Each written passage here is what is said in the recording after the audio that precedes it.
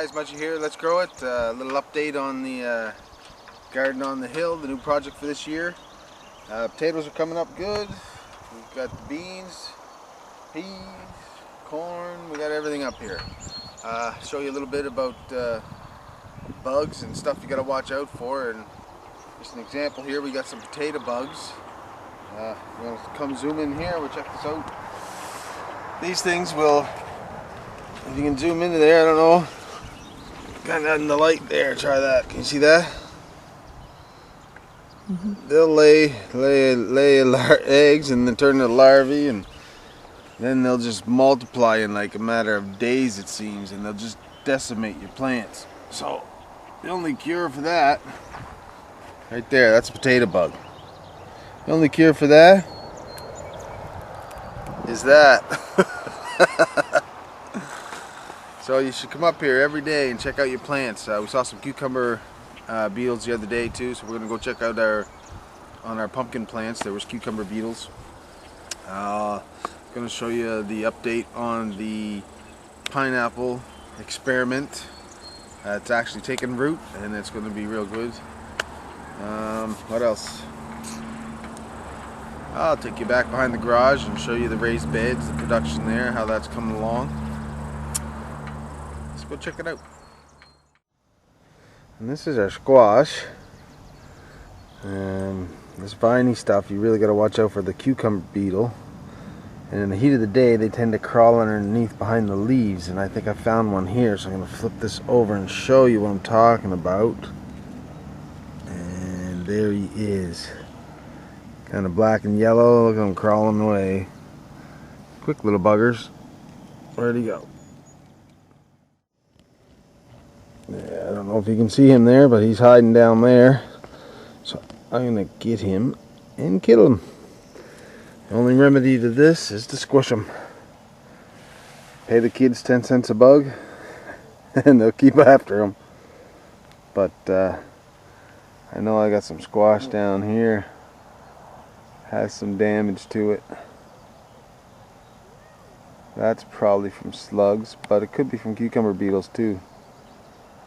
So you gotta really check your plants every morning and every evening.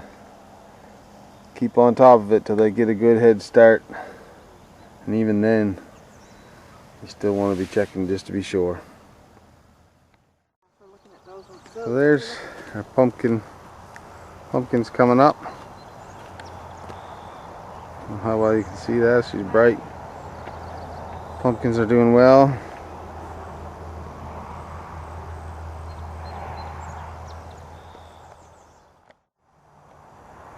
Some little sunflowers starting to flower.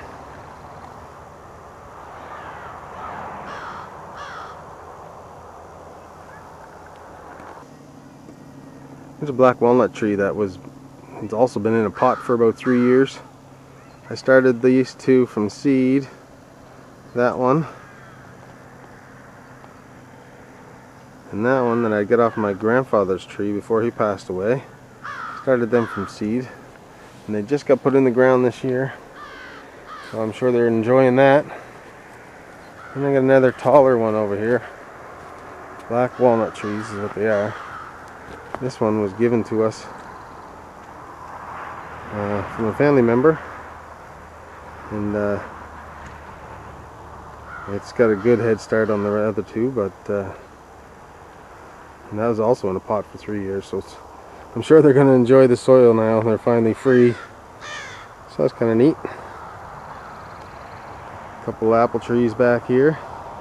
Supply us with apples. And then eventually, as time permits, we're going to put some cherry trees, kiwi vines, grapevines, pear trees all in this area here. Whatever we can get a hold of, whatever will grow. And then over there is going to be a strawberry patch. All kinds of plans. I know you're all thinking, what about the deer? All this hard work. And you're going to have the deer come and just feast off on it like a buffet. And it may be true. The raccoons, once the corn comes up. But I'm trying a few things. I'm just going to go over that with you here. Maybe they'll work, maybe they won't, but I know the deer don't like onions. If I can find some onions, I planted them all along this ditch here. It's a perennial onion, and they're just starting to come up now. Over here, I'll show you. Right there is a perennial onion. I have some down in behind the garage in my raised bed garden that I'll show you, give you a better picture. But I have these lining the ditch. Another one there. Once the deer bite into that, they'll soon want to go somewhere else because they don't like the onions. So I'm going to line the ditch with them. That's one thing I'm doing.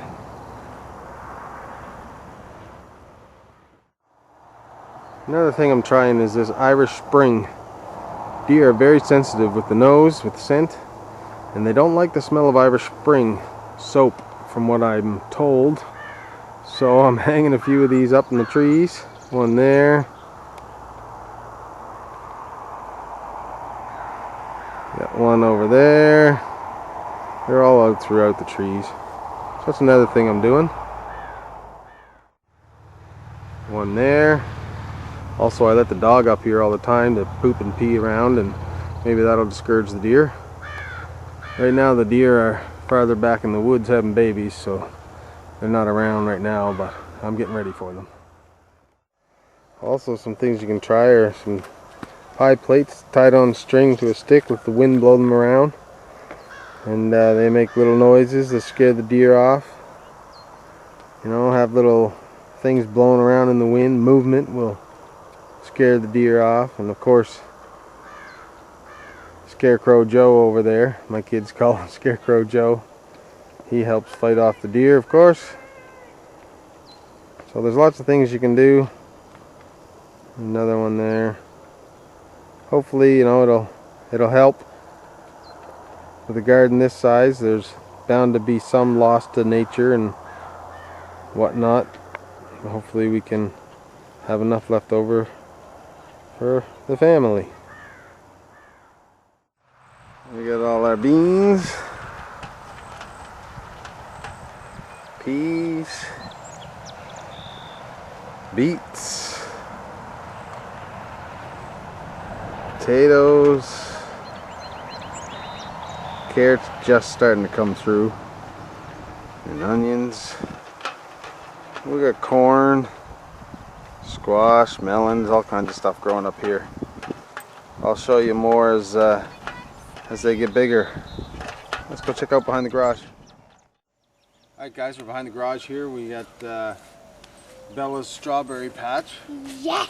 Yes! The strawberries are starting to turn a little red now. We get a few hot days here, help turn them color. How do the strawberries turn color? How do they get so red, Bella? Because the sunburn stops, and then you get a sunburn, and then they turn into red, and then you can eat them. So the sun burns strawberries, which turns them red because red's a sunburn color, and then if you can eat them after that? Yep. There you have it. So Bella, you gonna go get your first strawberry in your strawberry patch? Yep. Let's do it. And there's other food growing, so yes, We put a net over there because the birds pretty much cleaned us out a few years back. So now that we put this net over, we tend to get a good crop. Keeps the birds out of there. Yeah. I see one way over on the other side, honey. Okay. Let's grow it. Let's grow it. Let's eat it. Over here, look. Way over there. There's a couple over here. Oh, there you go. Oh, one is already eaten. Probably a slug. Oh! Yay, I actually found one. Good stuff. It's another thing I'd like to mention, since we're on the topic of bugs, the slugs can get at your strawberries too. They tend to kind of put a little hole in them and leave the rest and move on to the next one. The birds will do that too. The birds get the juice out of them. They'll peck them with their beak and they'll put a hole in a strawberry and move on to the next one, get another drink out of that. So this net really helped us get the best out of our garden for our strawberries, for sure. Grow it. Let's grow it. There's the oregano. It's a perennial. Smells good. Use it fresh or you can dry it, crush it up. It's really invasive though, so you gotta watch where you put it. These will all turn to flower eventually and a bunch of little seeds, and I've had it spread out into here. I've even had oregano actually come over here. We'll show there's oregano right now in my strawberry patch. It smells good, so you gotta watch where you put that. And then we got the chives. Maybe something you didn't know. Chives are actually the flowers of them are edible. Woo, really hot, strong onion flavor, but they're very good. Add colors to your salad. Good strong onion flavor.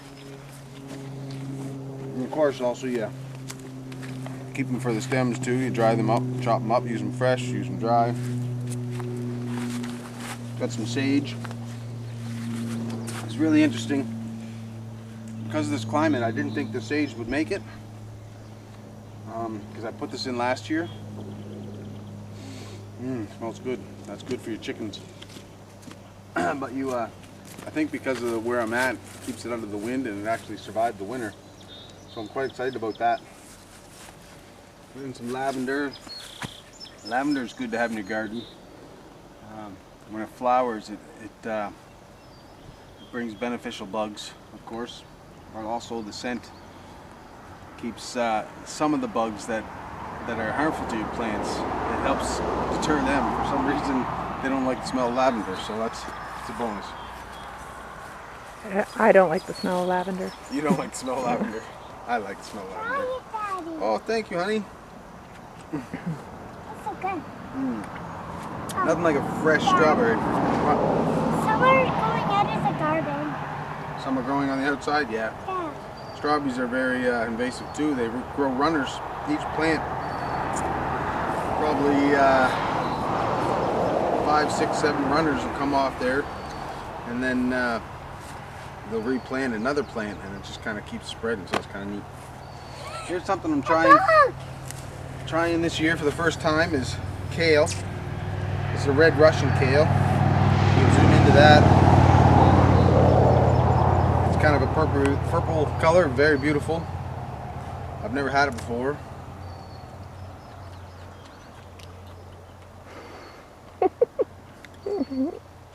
Kind of reminds me of sauerkraut, except without the sauerkraut, or without the sourness. You know, you used to find in the lawn as kids. Find a little patch of sauerkraut, you pick it, eat it. Am I the only one that does that? I don't know. It's actually not bad. But we're going to try juicing this year, so apparently this is one of the main ingredients. Come on in here. I got a few different kinds. This one is Lacinato, I think you might say it. That was the red Russian. And over here is the dwarf. I don't know, I guess they just call it dwarf kale.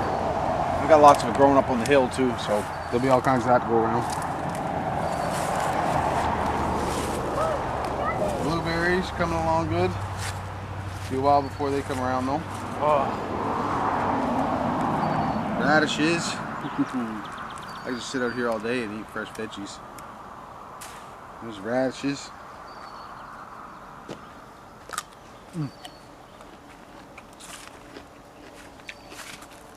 Some corn. More corn. This is a native corn to Atlantic provinces. It's called gasped flint. The Mi'kmaq used to grow it. And I got a little Mi'kmaq blood in me, so I'm gonna try her out. It should grow well in this area, so I guess the plants we'll have to see. You know, they don't grow as high as you might see our regular sweet corn or whatever. They go about 4 feet, and then the cobs are only 4 or 5 inches long, smaller. But like I say, if it grows well around here, you can grow more of it. You still get a good harvest. We're really proud of this. The grapes, the grapevines. Finally this year we're going to have it coming over. Good spot to sit in the shade for sure. Take a break out of the garden, get in the shade. But hope to make my own wine someday out of this. Make juice for the kids already. But if we get enough batches of you know, enough grapes, then I'm gonna try a batch of wine. Kind of neat. Now we got the yellow beans going on. Seed I saved from last year. It's going up good. Same as up on the hill there. Green in the back. A bunch of onions. These are all going to go to seed. This is the second year of these onions. I left them in there. They survived the winter. All this will go to seed. I'll save the seeds from these flowers. Lettuce. A couple tiny things. I really want to make you be cautious about the broccoli here. I've had a hard time growing broccoli. We've always had cabbage worms, what I think they're called, cabbage worms, come and eat them up. So apparently a little white butterfly will come, lay its larvae on here, and then of course all the larvae wake up, they're hungry, they're born, and they just take the plant right out. So we're going to really keep a good eye on that this year. And if you're wondering why I have all the leaves here, acting as a mulch, help keep the moisture underneath. The sun doesn't dry up the water as quick. It helps with weeding. The weeds have a hard time growing up through. And also, when the leaves break down, it'll put nutrients back into the ground, make a more lumier soil. So there's really 3 good reasons why I do that. Well, 4 actually. I pick these leaves up from neighbors and people around town that just throw them at the end of the road for the garbage man to come. So kind of help in the waste area too. So there's 4 good reasons why you should use these leaves. All right, tomatoes in the back. Red onion. We got a little bit of Swiss chard popping up. Jalapenos. Asparagus weighing back there. There's a nice butterfly. Let's go check the asparagus out. It's like 8, 9, 10, 12 feet tall. Here's my asparagus. This asparagus has been here maybe, what, 4 years, 5 years? And of course you let some, I think I've talked about this in another video before, you let some grow and so the sun can come down and get the nutrients down through the plant into the roots. And also it'll drop seed for the following year. Man, some tall asparagus. And of course, my famous rhubarb. Here, Bella, come here.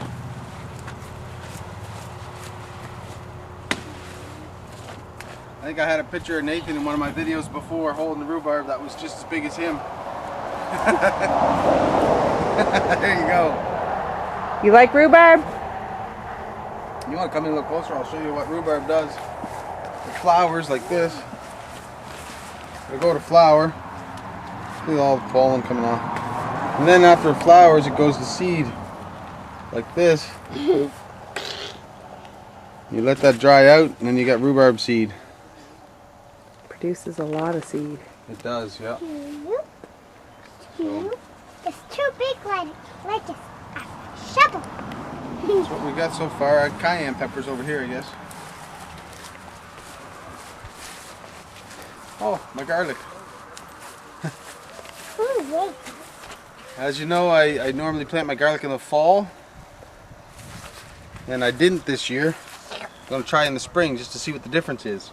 So I planted this maybe, well, not till May probably. Can't remember. But it's coming up pretty good. Maybe the balls won't be as big, I don't know, but we'll check it out and find out. More garlic over here. And my cayennes. Growing all along the garage there. We should have lots of cayenne peppers for a hot sauce and the crushed chilies and all that good stuff. So that's what we got going on so far. A little bit of update. Keep you guys posted on progress. Don't forget about those bugs. Keep up on those bugs. Check your garden in the morning and at night. You know, twice a day if you can help it. It'll be rewarding in the end for sure. And you got it, rhubarb. You can use as a fan. Before we go, I got one more thing to show you. I'll show you inside. It's the pineapple experiment. It actually is taking root and it looks pretty good. So we'll go in and I'll show you that. Here's our pineapple. Give a small little tug on it. She's pretty firm, so she's taking root, and you can see the leaves are green and coming up through now. So I'll keep you updated as we go on that, and it's kind of neat to see what's going to happen. Apparently it takes like 2 years to get pineapple, so if you're patient, be patient with me, and we'll keep you up on the progress.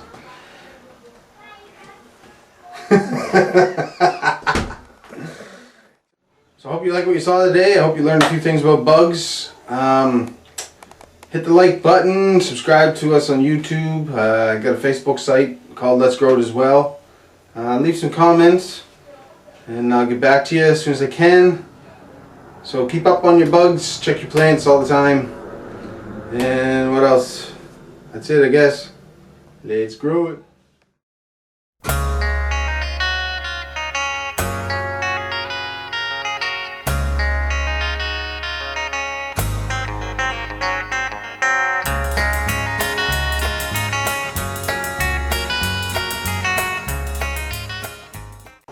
Tell me about your rhubarb. Well, it is spicy. And, well, it tastes so good. See the red stuff? That is good. But the leaf that was on it is poisonous, so you never eat that. Right.